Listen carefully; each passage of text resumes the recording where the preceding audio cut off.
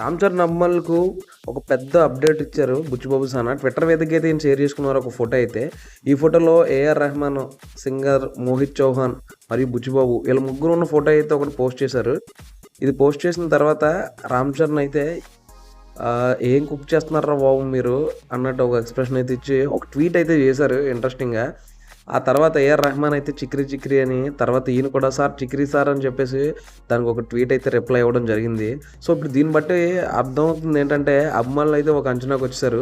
చిక్రీ చిక్రీ అనే ఒక song update అయితే రాబోతుంది త్వరలోనే. సో దానికి సంబంధించి వీళ్ళైతే ట్వీట్ చేశారని చెప్పేసి ప్రమోషన్స్ అయితే ఈ విధంగా స్టార్ట్ చేశారని అభిమానులు అయితే అనుకుంటున్నారు.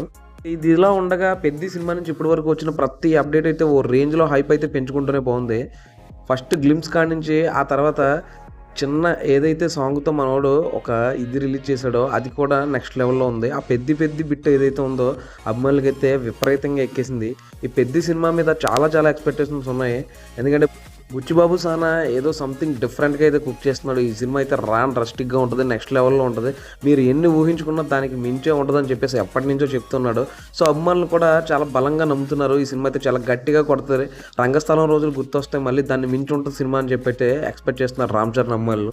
అలాగే రీసెంట్గా జాహ్నీ కపూర్ క్యారెక్టర్ పేరు రివీల్ చేస్తూ ఒక పోస్టర్ కూడా రిలీజ్ చేశారు అచ్చి అమ్మ అనే పేరుతో.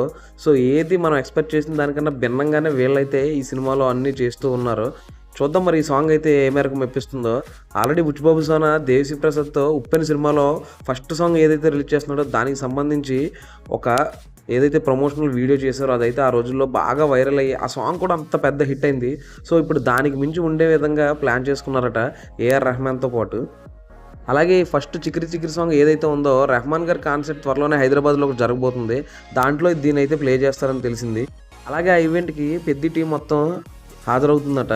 మీలో ఎంతమంది ఈ సాంగ్ కోసం వెయిట్ చేస్తున్నారో కామెంట్ అయితే చేసిండి. అలాగే మరిన్ని ఇలాంటి ఇంట్రెస్టింగ్ అప్డేట్స్ కోసం సబ్స్క్రైబ్ చేసుకోండి మూవీ మ్యాన్. Thank you.